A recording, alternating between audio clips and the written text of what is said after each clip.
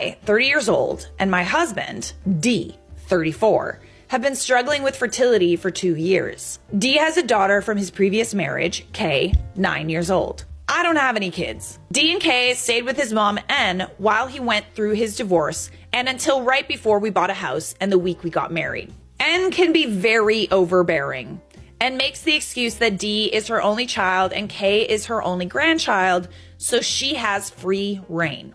For example, after D and I had a miscarriage last year, she called me yelling because D wouldn't answer his phone because he was upset. She said he needed her more than me, and I was in the way of them being together.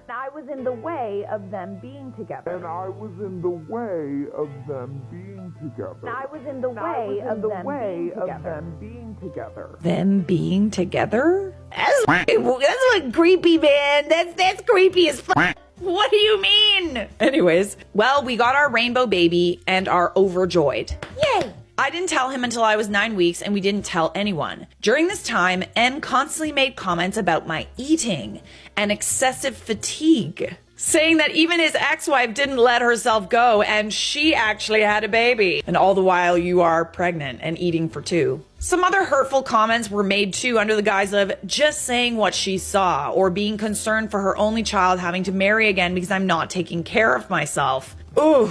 It's insane that you kind of just like kept it from her and let her say all these nasty things, all the while knowing that she was entirely wrong. But like, even if you weren't pregnant, like that is just like really terrible. Some people really do be finding the audacity on sale. Like, what gives you the right to say that about someone else, let alone your daughter-in-law? I told D that if she's going to be like that, I don't want her around. He agreed, saying he'll talk to her. Her behavior never changed towards me, and as I started showing, she made more weight comments. One day, she gotten so far into my skin that I walked out of my house and sat in my car and cried, and left shortly after, seeming flustered because D laid into her. I found out the gender at 19 weeks. I made a special way of telling D and K the gender by making them do a scavenger hunt through the house. We explained to K that it was a surprise and she had to keep it to herself and not tell anyone, including N. Since I don't live in the same city as my immediate family, I sent her a box with a gender surprise to all my family back home and his family in his hometown. They video called when they received their box so we could see them open it. I didn't do anything for N despite her living 10 minutes away. I was tired of her attitude and D reluctantly agreed. My sister recorded the box opening at my grandparents and posted it on social media, tagging me in it.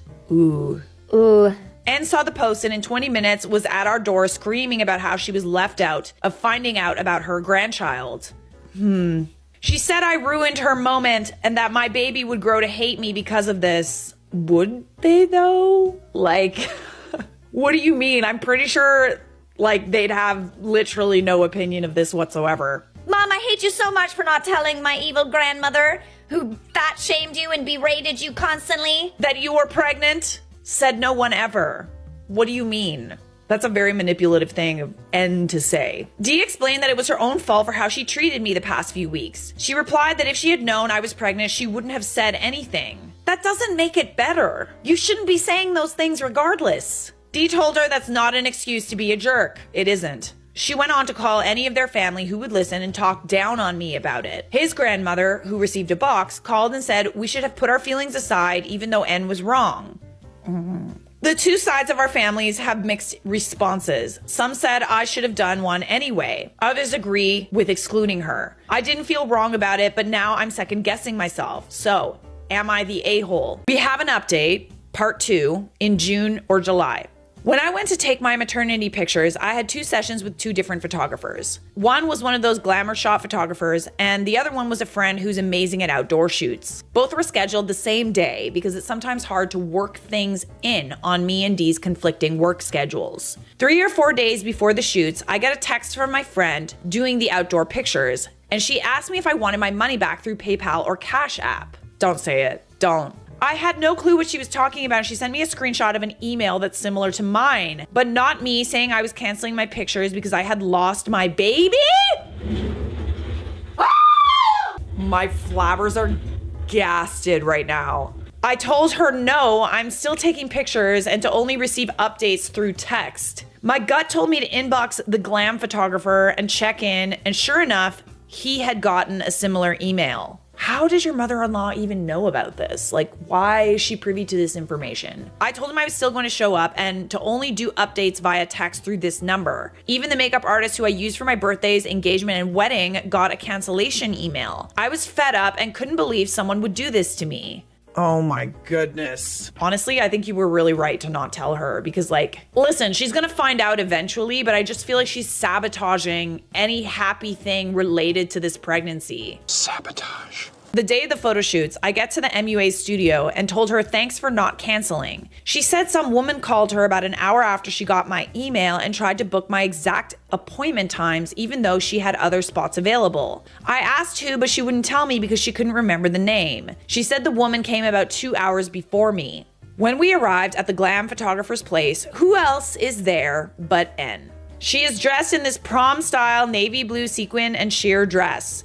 She had a matching dress for K and a shirt and pants for D. Then she threw a too small baby blue dress at me. My photo shoot colors were emerald green, nude, and white. I told her this and she said that my outfits and colors were tacky. See, she's just sticking her fingers in every little thing. Like, she's the type of person, like, you know those like gender reveal parties where the mother runs into the photo and the video and like hugs the dad and like ruins the moment? That's the kind of person this mother-in-law is. The photographer pointed out he set up for what he and I agreed with, and her outfit didn't match. She grew angry and stormed out. I apologized to the crew and pictures went on beautifully. While we were there, my friend texted me saying she had a flat tire and we needed to push back the picture start time. She has a Jeep, so she had to wait for a triple or a tow truck for a jack to lift it. She suggested to move it to the beach, which was only 15 minutes away from the park where we originally were going, and we could get some beautiful sunset pictures. It pushed our time back 2 hours from 5:30 to 7:30, but we were okay with it. We got lunch and went shopping. Well, at about 5:45, N is video chatting D from the park asking where we are. He said we're shopping. She said, what about the pictures? I guess he wanted to see if he could bait her, and he said they were canceled. Her response sent him through the roof. She said, well, I canceled them already and tried to book something under my name, so it could just be us and Kay, but I couldn't book a shoot, so I figured y'all were still taking pictures. Okay, so she admitted it. She admitted it. She didn't pop the tire, clearly, but I wouldn't put it past her. D, what do you mean you canceled our pictures? N, well, you don't really need more pictures with wife. I'm your mom. We need more pictures. This moment is about us. What the fuck are you talking about? Oh my God. This is so creepy. Why does she need maternity pictures?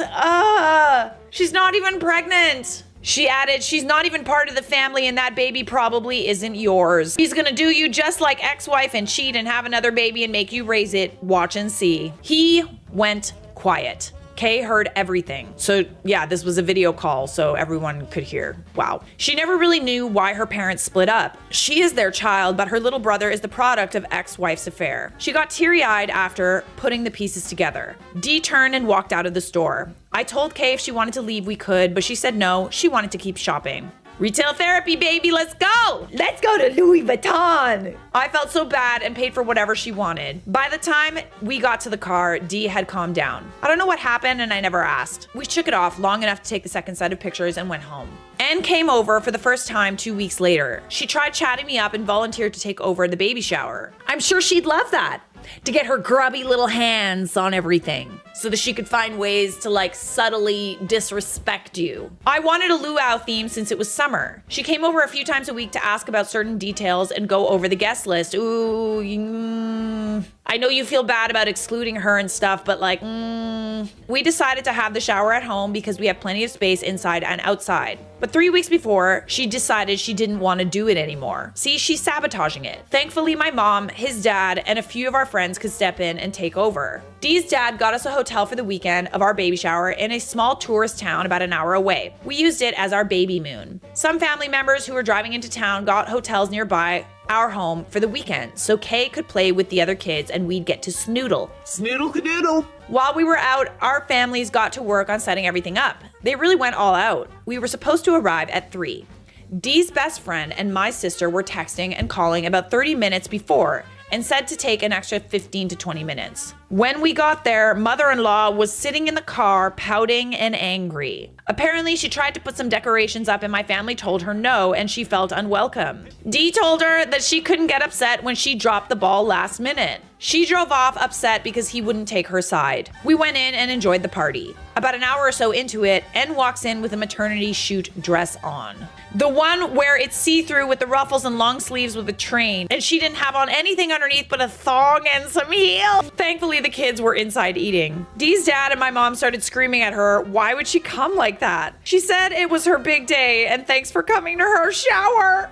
Please pinch me, like this has to be a dream. This has to be a very bad dream. A huge fight broke out. My uncle and aunt went in to make sure the kids didn't come out. When we got around to the front, I saw that she'd messed with the yard sign letters. She changed it from congrats D and wife to congrats D and N. And she stood to pictures of her in her same maternity dress she had on the lawn. Jail. Honestly, je téléphone à la police. Like, this is so fucking weird. This is so weird. Like, is anybody else getting the heebie-jeebies right now? I finally snapped. I lost control and tried to fight her.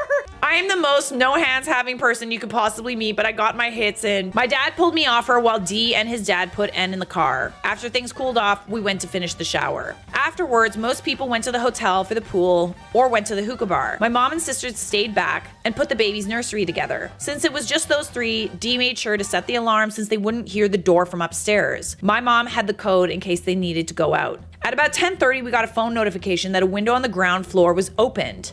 My mom and sisters then start calling saying they didn't open it and were too afraid to go down to turn it off because they could hear someone down there. Ooh, break in. I told them to lock themselves in the room until the police came. Dee's dad rushed from the hookah lounge to see what was happening. Turns out the nosy neighbors saw someone sneaking around. She knew we weren't home and didn't know my mom and sisters were inside since there weren't any cars, and immediately called the police, who were there only a minute or so after the alarm blared. I baked her a tray of brownies for that, lol. Anne was arrested as they caught her sneak in the window. She had tried to break in after her garage code didn't work and take the baby shower gifts to her house. We normally don't turn the alarms on. There's a 30-second alarm delay that scared her so bad she peed herself. Good. Good. She is stinky and a criminal. She smells like urine and has to go and sit in that in jail, in her urine pants. The police arrested her. She called D nonstop, but he told the officers to take her in and he left her there for about a week. Oh no. Oh no. Sorrows, prayers. He finally bonded her out when he figured she learned her lesson. When he got there, she refused to go, saying he had put me and our for her, and that she put up with ex-wife, the affair child, and Kay because she knew that he would be back. But since it now looks that he doesn't want her back, she didn't have a son, let alone grandkids. Fine with me. I don't mind it. Like, is that bad? I don't feel like this is a problem. His aunt ended up bonding her out and we haven't heard from her since. Oh, love that. She did, however, post a long Facebook rant exposing me for having her arrested for taking what is rightfully hers. Literally no one with any common sense would agree with this. A few family members who weren't here the weekend of the shower called to ask what happened and when we explained. The people who accused me of being wrong for the gender reveal thing say it's still my fault because she didn't get a gender reveal. Baby boy is due any day now, and I've been working to the last possible minute so my maternity leave won't get cut short. And at some point came into my job and took a picture of me working, and clearly visibly 40 weeks pregnant, saying I'm faking my pregnancy on social media. Restraining order. Plus a few other snarky posts about how she's being ostracized because I'm jealous of her. She tried to call CPS on me saying I was can't say that. Doing things I'm not allowed to be doing while pregnant and was a K, but they never went through with the investigation, saying it was dismissed. After that, Dee told me she's not allowed to know the baby updates. He blocked her on his profile and mine, on all of our phones and emails. We haven't had any contact with her, but other family members keep reaching out on her behalf. I feel like I caused this somehow, and I feel awful at how things ended with them. But at the same time, it's crazy that she's treating me like this. August update. I posted the other day about the chaos with my mother-in-law and my pregnancy. My water broke Sunday and I labored at home. Unfortunately, my doula caught the virus and couldn't attend my birth. We dropped Kay off at a family friend on Monday who's very anti-mother-in-law, so we knew our secret was safe. I gave birth to my baby boy at 2:21 p.m. and he brought a friend. Oh girl, no wonder you were big. No wonder. You got two of them inside you. Yes, I unknowingly carried twin boys to full term and naturally birth them. You are superwoman. No complications on any side. Needless to say, we are overjoyed to have this blessing. I am overjoyed for you. About 3 hours after we cleaned up and in my room, I checked my phone to see lots of congratulations. We hadn't told anyone, so we were blatantly confused. My sister video called and said she saw the post on mother-in-law's page. It said, "What a way God works. We prepared for one miracle and God said it wasn't enough. My son and I welcomed 2 baby boys into the world. Say hello to Malachi Edward and Jeremiah Andrew." The post included video and pictures of me giving birth that could have only come from my husband's phones, since he and a staff member took them. You literally see my lady parts with the baby coming out. I feel so disgusted. Also, those aren't the babies' names. We weren't decided on the babies' names, let alone 2 babies. I cried. Years of putting up with this came crashing down and I lost control. Hubby left after a while when I calmed down. He kissed me and said, "Get some rest." Turns out he'd already filed a restraining order against her. Good. I never brought it up with him for fear of hurting him. This violated the terms of the order. After telling family that post was out against my knowledge, they flagged her post. Turns out she had access to his email on an old laptop or tablet and used it as means to keep up with us. That's how she got a hold of the post. She hadn't tried to come to the hospital. I came home Thursday and so far she hasn't shown up to my house. I'm deeply saddened and now I'm afraid I'm going to have PPD because of the stress. Update. My husband asked for a paternity test. Give him one. I have no idea why. His mother got to his head. My heart hurts. I've been crying for days. He asked the day we moved into the new house. I dropped a box of plates and they broke. Of course my twins are his, but he never gave me a reason of why he wanted the test done. It's his mom! They look exactly like his grandma. They have his toes, same frowns, same eyes as his dad. The only feature they have from me is hair, but only Z seems to be growing any. I asked his best friend for help, but he didn't know he asked. Which is rare that he doesn't know something. Usually we can put 2 and 2 together. He hasn't been acting out of the ordinary or anything. He asked. We went, we got the results, and he kept it moving. Also, mother-in-law went to Kay's school to have lunch with her yesterday, but was swiftly turned away. She showed up with Kay's bio mom at dismissal and tried to get Kay to go with them. Kay apparently screamed the house down. Teachers and the school officer came to see what the problem was. Kay told them she was not allowed to go with mother-in-law and she isn't safe with her mom because she hits her. She screamed and hated them both and hoped they'd die for being so mean. Baby mama got aggressive and tried to snatch her up, but Kay bit her. Like a rabid dog type of bite. Baby mama was bleeding and she threw Kay away from her onto the sidewalk. Teacher grabbed Kay and pulled her inside. The office lady was already on the phone with hubby by the time they brought her in. I'm exhausted. Update. I put my big girl undies on and sat down with D last night. I asked him about the paternity test in email. He changed the password and thought it logged out of the other tablet like it does for most things. He's got a new one and is working on transferring bills and his stuff to it. He went up to the school and changed it in person to ensure it won't happen again. As for the test, he didn't question whether they were his. He got Kay tested too. He's building up a folder to fully excommunicate mother-in-law. She's a part of Kay's original custody order. He is trying to get her taken off because she is still legally, as per his divorce, with baby mama, has rights to Kay. He is trying to collect all the info he can and put it together to take before a judge. Even though we have the restraining order, he has to bring the information to court otherwise. And lastly, we have a 2-year update. It's been almost 2 years since the incident, so here's all that's happened. I got pregnant about 2 months after the boys were born and had a baby girl. She came early but was healthy and didn't need a super long stay in the NICU. My lady parts are tied and burnt. 4 kids is plenty. She's had enough.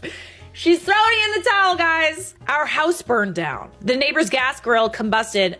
Honestly, every time I read like something bad happens, I automatically assume it's the mother-in-law. Oh, I'm damaged. The neighbor's gas grill combusted and took our house down with theirs and the neighbor on the other side. I was home with the boys, but luckily we were downstairs. They were very apologetic and are still apologizing. Father-in-law sold his home and moved with us after the fire. We put our funds together and purchased a few acres and had homes built on it. Plus, a guest house is in the works. Kay, stepdaughter, has asked about buying animals, but I'm not truly on board with it. Father-in-law is, and though he's retired, he said he'd do most of the care. He even found a lady friend who works at the grocery store near us. Giggity, giggity, giggity, giggity. Mother-in-law passed away around New Year's. We found out a week after Valentine's Day when her attorney had insurance people contact my husband for his payout of her benefits. She had passed in her sleep and had been in her house for a day or two before her sister got concerned and found her. She didn't have any underlying issues and there was no outlying cause of death. No one told us because they were still miffed about the whole situation. His grandmother reached out after she learned he was getting all the money from mother-in-law and agreed to pay her back for funeral costs once he got the money. He did and gave her a little extra for the inconvenience. We haven't heard a peep from anyone since. There are only about 4 cousins of his that we speak to and have seen the kids. Kay's mom hasn't reached out since the incident with the school. We sent her texts, but get one-word responses or none at all, so we've left it alone. I'm going back to teaching this fall. The babies can all go to a daycare that has before and after care for the kids at the school I'll be teaching at. They're giving a nice teacher and a multi-child discount.